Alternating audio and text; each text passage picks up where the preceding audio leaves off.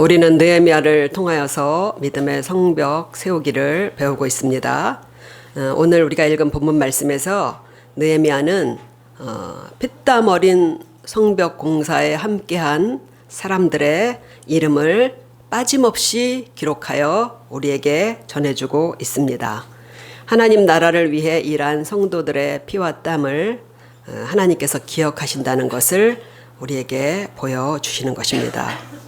우리는 매일 믿음의 삶을 지혜롭게 잘 감당하는 게 얼마나 중요한지 모릅니다. 그래서 지난주도 우리가 느헤미야처럼 내 하나님께 기도하며 주시는 생각대로 하루하루 지혜롭게 잘 살아야 한다고 마음을 먹으셨죠?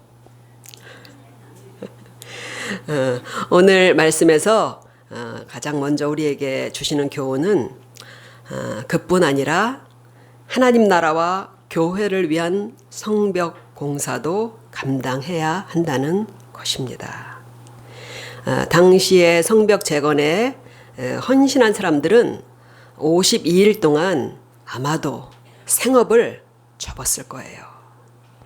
공사 현장에 투입돼서 평소에 해보지 않았던 중노동을 한 거예요. 흙더미를 나르고 돌덩이를 쌓아 올리고.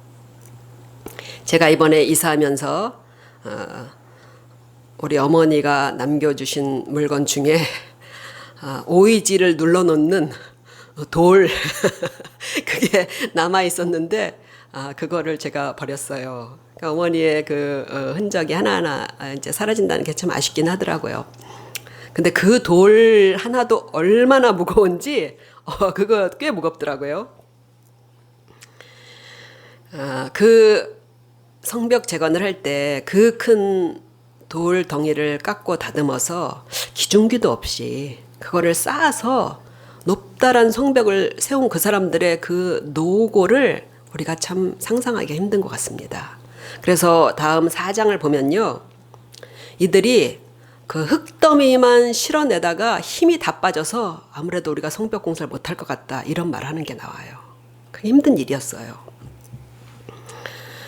우리도 매일 생활을 위해서 최선을 다할 뿐 아니라 하나님 나라를 세우고 또 공동체의 믿음을 위해서 피땀 흘린 헌신도 해야 합니다. 성도들이 내 집만 세웠다면 어떻게 예수님의 교회가 이렇게 온 세계에 세워졌겠어요? 우리는 사람을 지으신 하나님의 목적, 사람의 제일 중요한 목적을 망각하면 안 됩니다. 소요리 문답은 성경에서 그것을 찾아내서 이렇게 요약했습니다. 사람의 제일 되는 목적은 하나님을 영화롭게 하고 그를 영원토록 즐거워하는 것이라.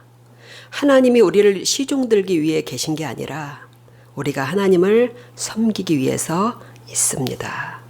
또 예수님의 지상명령도 우리는 기억해야 돼요. 너희는 가서 모든 족속을 제자로 삼아 아버지와 아들과 성령의 이름으로 세례를 주고 내가 너희에게 분부한 모든 것을 그들도 가르쳐 지키게 하라. 교회로 데려와 복음을 가르치고 그리고 말씀을 지키게 해서 복된 하나님의 자녀를 우리가 만드는 일에 힘써야 하는 거예요. 물론 내 삶의 성벽을 안전하게 세우는 일에는 교회와 하나님 나라를 위해 헌신하는 것이 포함돼요. 성벽 세우는 그 대공사가 당장 나와 상관없다고 생각할 사람들이 있었을 거예요.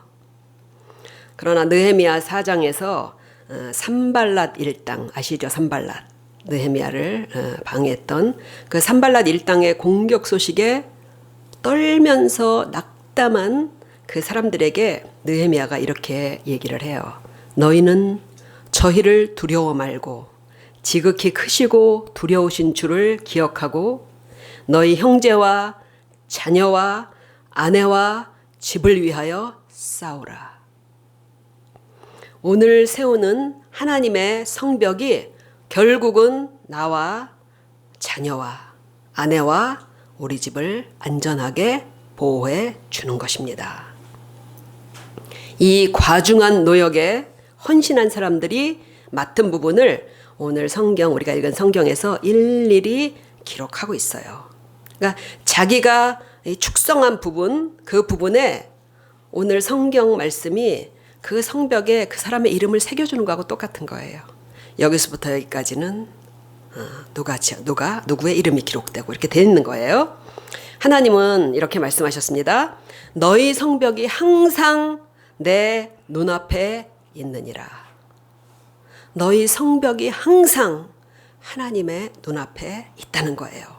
크고 작은 헌신으로 세운 교회 안에서 하나님을 섬기는 우리를 하나님께서 주님의 성벽, 우리를 주목하시고 항상 안전하게 보호하신다는 뜻입니다.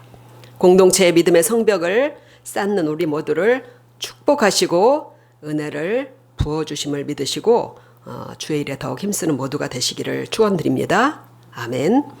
두 번째는 이제 당시에 그 사람들이 성벽을 쌓는 그 내용이 자세하게 나와 있잖아요. 이것을 보면 우리 믿음의 성벽 쌓기를 어떻게 해야 할지를 우리가 알 수 있어요. 지난주에도 우리가 그렇게 해서 배웠잖아요. 그죠? 우선 이 성벽 공사가 시작된 곳이 되게 중요해요. 어디서부터 시작됐다고 읽었어요, 아까?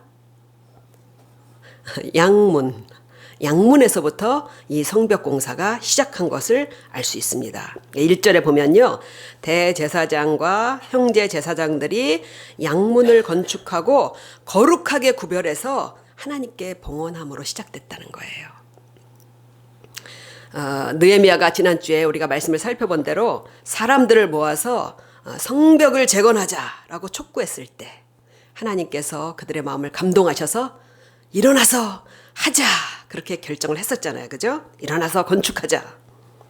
이제 느헤미야는 지도자들을 모아서 아마 성벽 도면을 펼쳐놓고 이제 공사 계획을 세웠을 거예요.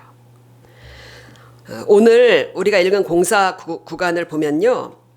옛날에 무너져 내리기 전에 그 성벽 있죠. 옛 성벽을 그대로 쌓지 못했어요. 그것보다 성벽 라인이 옛날 성벽은 꽤 넓은 지역이었는데 그것보다 아래로 내려와서 아랫부분으로 이렇게 성벽을 쌓았다는 것을 알 수 있어요. 그러니까 면적을 좀 좁게 쌓았다는 거예요. 그러니까 지금의 형편이 과거에 그 높고 넓은 성벽을 그대로 재건하기는 힘들었다는 거예요. 그러니까 하나님의 일이라고 늘 크고 화려할 필요는 없는 것이에요. 오늘 말씀을 보면 다시 세우기 위한 그 성벽 라인을 잡은 다음에요. 그 각 부분을 세밀하게 나누었어요. 그래서 빈틈없이 성문과 성벽을 계속해서 이어서 이렇게 완성했음을 알 수 있습니다. 그러니까 성벽 중에서요. 한 군데라도 비어 있으면 성벽의 구실이 돼요, 안 돼요? 안 되는 거예요. 교회도 그런 것 같습니다. 구성원 한 사람이 어려움을 당하고 시험에 들면 전체 공동체의 믿음과 은혜도 영향을 받게 돼요. 그러니까 이렇게 한 군데도 빠짐없이 공사를 분담하고 다 같이 동시에 일을 시작했기에 52일 만에 성벽 공사를 마무리할 수 있었던 것입니다. 오늘 우리가 읽은 본문 3장 전체가 이 공사 계획이자 계획대로 성벽이 이렇게 완수되었다라는 내용이에요. 계획이자 성취된 내용입니다. 그런데 제일 먼저 어느 부분부터 공사를 계획했다고요? 양문. 양문은 무슨 문이죠? 누가 드나드는 문이에요? 양이 드나드는 문입니다. 양이 드나드는 문이에요. 제사장들이 이 양문을 건축해서 먼저 하나님께 성별하고 그리고 이렇게 지도가 이렇게 성벽 지도가 있으면 이렇게 시계 반대 방향으로 쭉 돌아가면서 그렇게 순서대로 분담을 하고 마지막 사람이 양문 앞까지 그렇게 공사가 완공된 거예요. 그러니까 이 양문은 어떤 문이냐면 하나님께 드릴 제물인 양을 데리고 들어오는 문입니다. 3장 전체를 보면요. 이 성벽을 세우면서 드나드는 문을 총 몇 개를 만드냐면요. 10개를 만들어요. 그런데 느헤미야가 왜 특별히 양문에서 양문을 제일 앞에 두고 공사 계획을 세웠을까? 그런 문제예요. 그것은 느헤미야가 이 공사의 본질이 뭔지를 잘 파악하고 있다는 뜻입니다. 이 성벽 공사의 본질이 뭐냐는 거예요. 이스라엘이 하나님의 백성으로 선택돼서 하나님의 통치를 받게 되었을 때 관계를 유지하는 핵심이 있었어요. 계속 그 관계를 유지할 수 있는 거, 그게 뭐냐면요, 율법 준수와 제사예요. 사람 편에서 율법 준수와 그리고 제사가 필요했던 거예요. 하나님 쪽에서는 필요한 게 있어요, 없어요? 없어요. 하나님은 신실하시기 때문에 언약하신 대로 돌보실 것이기 때문에. 그러나 이스라엘 사람들에게는 율법 준수와 그리고 제사를 통해서 그 관계를 계속 하신 거예요. 그러니까 이웃과 더불어서 행복하게 살아가는 법령이 뭐냐면요, 그게 율법이에요. 그거를 유일하게 어느 나라에 주신 거냐면 이스라엘에 주신 거예요. 그걸 지키면 이웃과 더불어 행복할 수 있는 거예요. 십계명과 여러 가지 율법들이 성경에 나오죠. 우리도 자녀들을 기를 때 나름 원칙을 갖고 기르잖아요. 자녀들을 교육할 때 우리가 원칙 갖고 교육해요. 하나님도 이 율법의 원칙을 갖고 이스라엘 사람들을 통치하셨습니다. 그 하나님과의 화목한 관계를 계속 유지하기 위해서 주신 것은 뭐냐면 그게 제사법이에요. 이 제사법의 핵심에는 뭐가 있냐면 속죄의 제물이 있는 거예요. 왜냐하면 율법대로 살지 못한 사람들이 하나님의 복을 계속 받아야 되잖아요. 그러려면은 어떻게 해야 돼요? 죄 문제를 해결을 해야 되는 거예요. 그런데 하나님이 이스라엘을 뭐라고 얘기했냐면요, 제사로 나와 언약한 백성이라고 그랬어요. 이들은 제사로 나와 언약했다.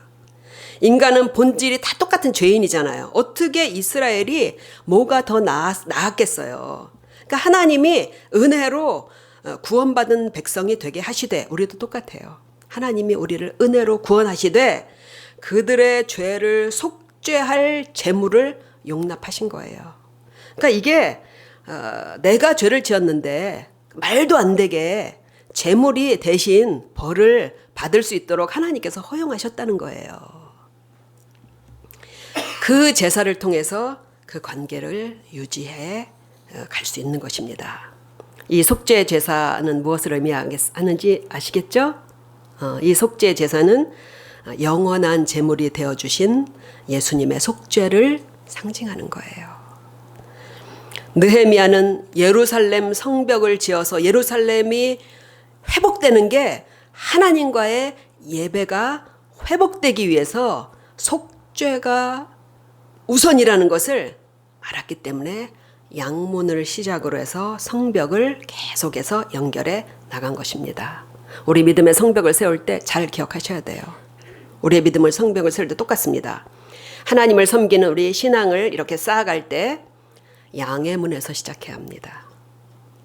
우리 죄를 속죄하신 예수님에 대한 믿음을 중심으로 성벽을 세워가야 돼요. 이 땅의 모든 교회, 하나님의 모든 사역도 다 그래요. 이게 빠지면 다 소용없는 겁니다. 우리 믿음의 성벽을 쌓을 때 이 사실을 놓치지 않도록 주의하며 예수님의 대속에 대한 믿음을 우리가 잘 상기하면서 지켜가시는 그런 모두가 되시기를 축복드립니다. 그 다음은 우리가 이 성벽 공사를 해나간 사람들의 실제적인 그 이야기를 보면서요, 우리 믿음의 성벽을 이렇게 쌓으면 되겠구나. 하나님의 나라의 성벽을 이렇게 쌓으면 되겠구나. 이제 우리가 그것을 생각해 보도록 하겠습니다. 성벽에는요, 제가 아까 말씀드렸죠. 각자 자기가 봉사를 분담한 성벽에 실제는 아니지만 그 이름이 새겨 있는 거예요. 이 부분은 누가 중수하였다. 그러나 그 이름만 새겨진 게 아닙니다. 우리가 수고한 모든 세부적인 내용들이 거기에 아로 새겨져서 하나님 앞에 영원한 칭찬과 상급이 되는 거예요. 오늘 본문을 자세히 연구하며 읽어보면, 우리 성도님들은 지금 한번 읽어보기만 했지만요, 자세히 연구해서 읽어보면 이들의 삶과 믿음이 짧은 구절 안에 담겨 있는 걸 알 수 있어요. 한 구절이지만요, 거기에 많은 것이 담겨 있어요. 사람들이 기거하는 곳엔, 우리가 살고 있는 곳에는 어때요? 집을 짓던 때, 또 우리가 집을 수리하고 들어가던 때, 또 이사하던 때, 처음 그곳에 갔던 때, 이런 추억들이 서려 있습니다. 저도 서원이와 함께 그렸던 밖에 카페의 벽화를 보면은 교회를 준비할 때가 생각이 나요. 정말 아찔할 때도 있었습니다. 우리 교회 인테리어 공사를 하던 분이 이제 창립 예배가 임박했는데 공사 기간이 늦어지니까 막바지 속도를 내다가요, 공업용 커터칼로요, 손을 이만큼을 벤 거예요.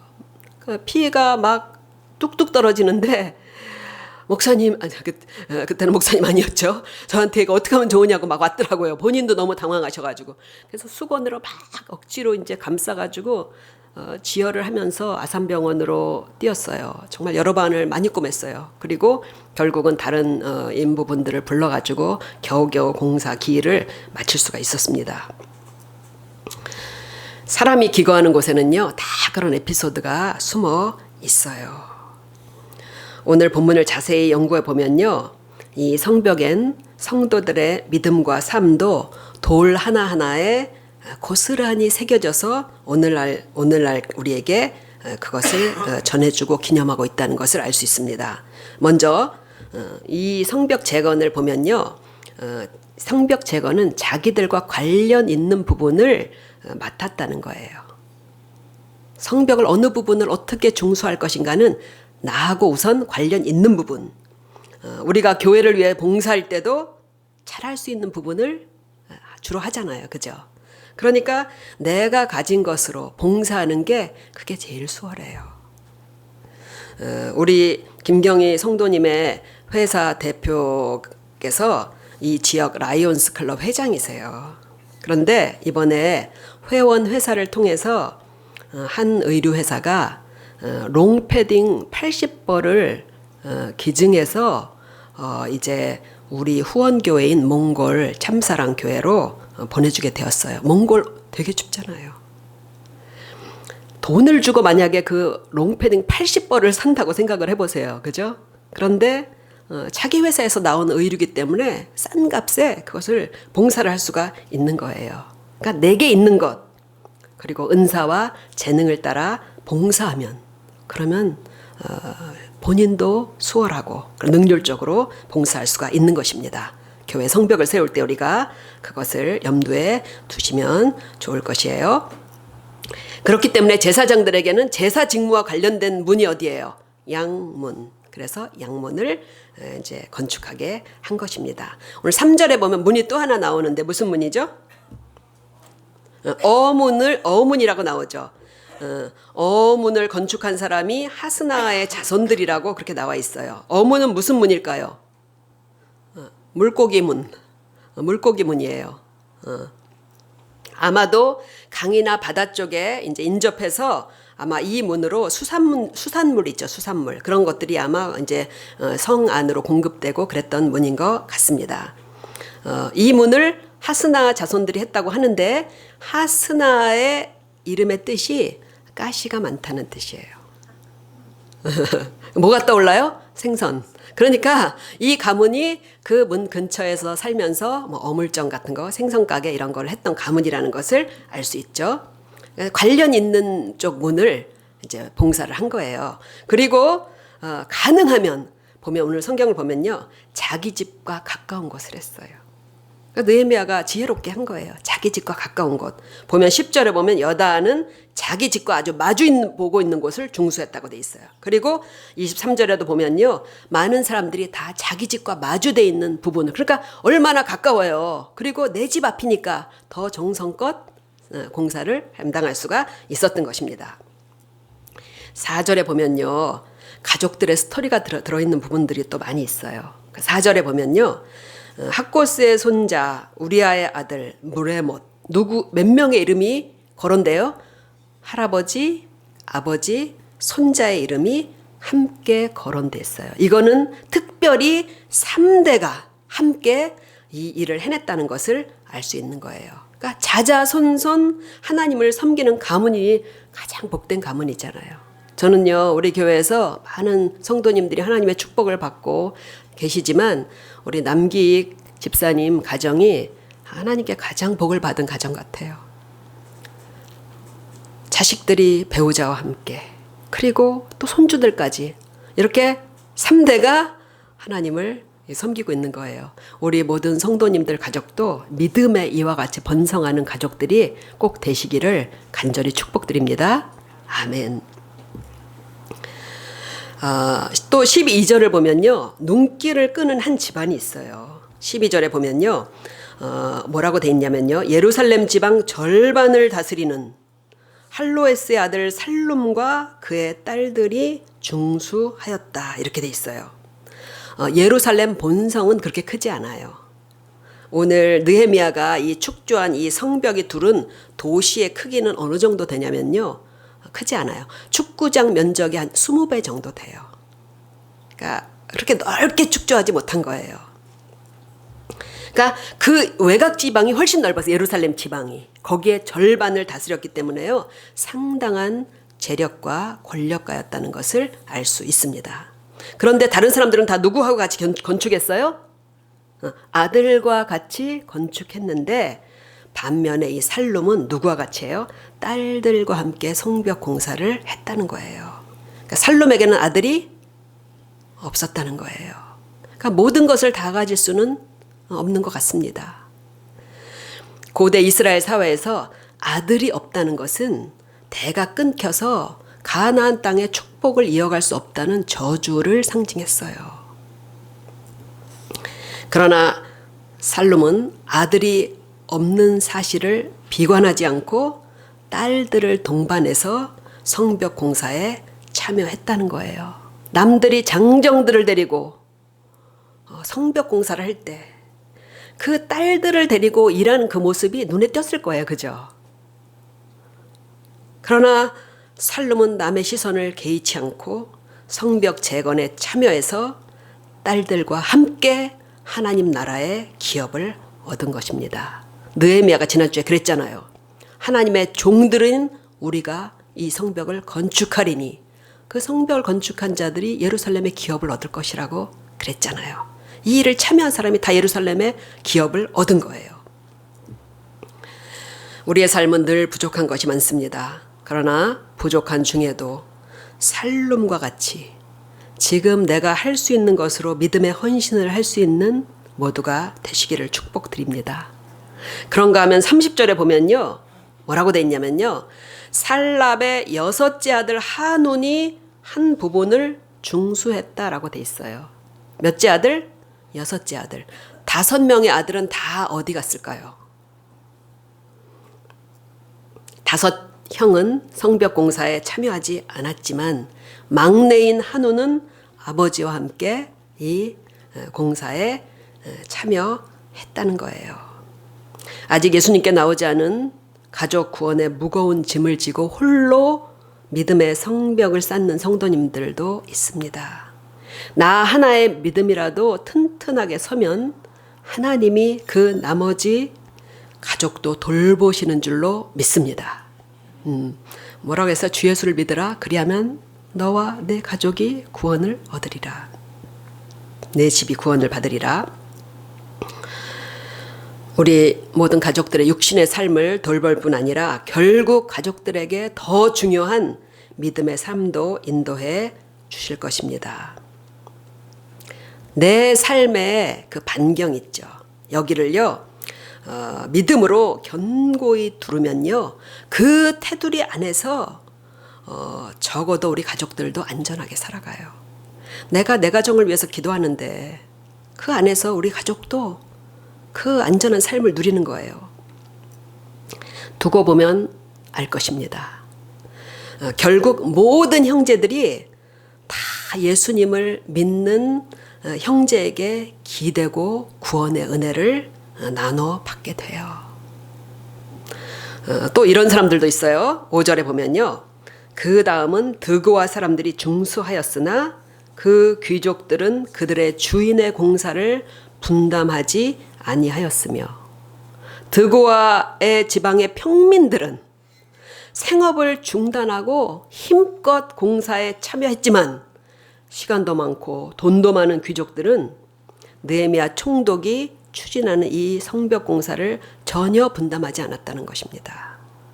왜 그랬을까요?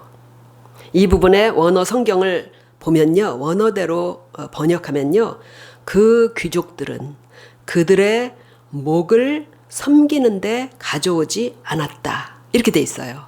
그러니까 이 귀족들이 교만한 목을 가지고 있었다는 거예요. 교만한 마음으로 이 역사에 참여하지 않았다는 것입니다. 이 성벽 공사를 하찮게 여겼다는 거예요. 결국 그들은 이름도 없이 예루살렘에 아무 기록도 없이 기업도 없이 드고아의 귀족, 목이 곧은 드고아의 귀족으로 남아있게 된 것입니다. 그러나 드고아의 평민들은 어땠을까요? 돈 있고 권력 있는 부자들이 어떻든 상관없이 없는 형편에 그 성벽을 재건했다는 거예요. 그뿐이 아니에요. 드고아 사람들은요, 뒤에 27절에 또 이름이 나와요. 그러니까 이만큼에서 적짓고 이만큼에서 또 이름이 나와요. 그러니까 이들이 똘똘 뭉쳐서 자기 맡은 구역을 마치고 다른 구역을 또 맡았다는 거예요. 하나님의 나라를 위해 어떤 성도들은 자기 목 그 이상의 헌신을 합니다. 하나님의 눈앞에 세워진 교회의 성벽엔 이렇게 눈물과 아픔과 감사와 기쁨으로 교회와 나의 믿음을 세워간 우리의 스토리가 바로 새겨져서 하나님 앞에 영원히 기념되는 줄로 믿습니다. 마지막으로 느헤미야가 이번에 건축한 이 성벽이 이전에 세웠던 성벽과 다른 점이 무엇인지를 우리가 좀 알 필요가 있어요.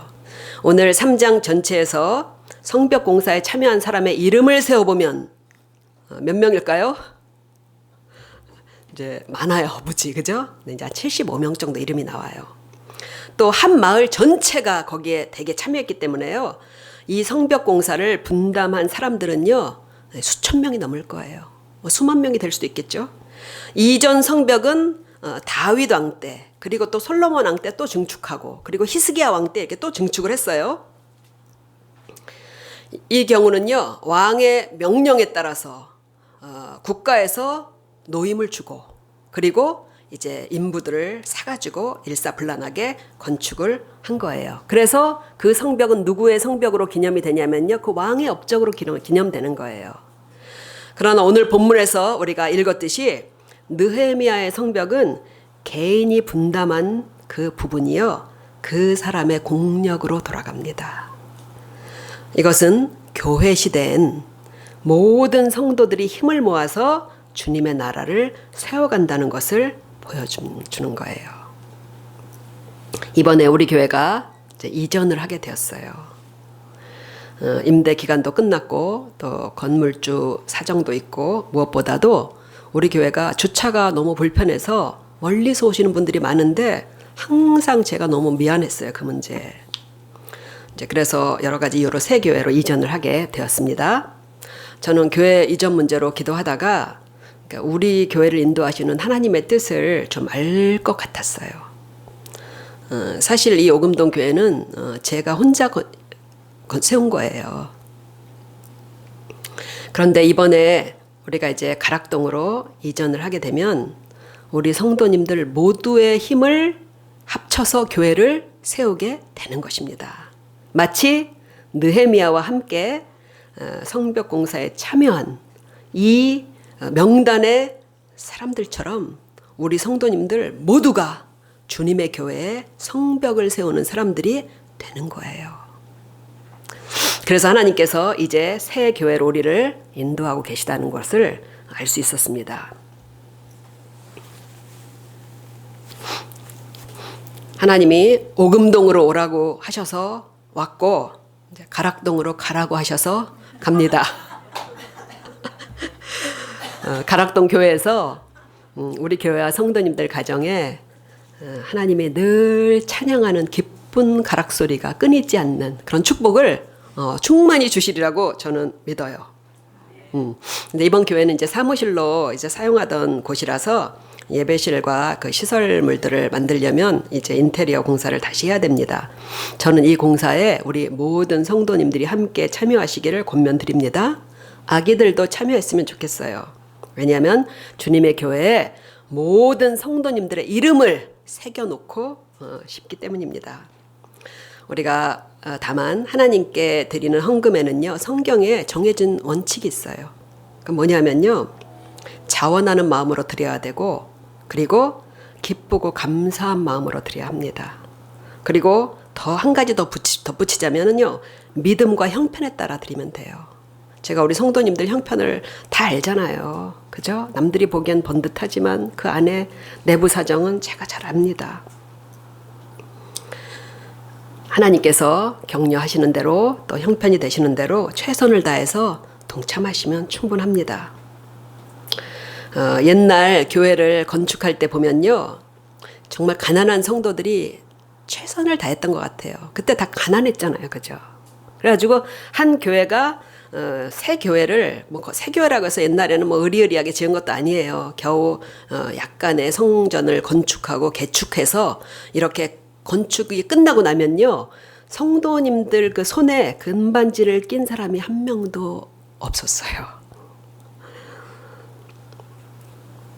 그랬던 우리 부모 세대에 그 순진하고 헌신적인 믿음이 있었기 때문에 한국 교회가 이만큼 성장하고 우리도 그 은혜를 나누는 줄을 믿습니다. 하나님께서 그 손에서 빼낸 반지와 비교할 수 없는 복을 주셨을 거예요.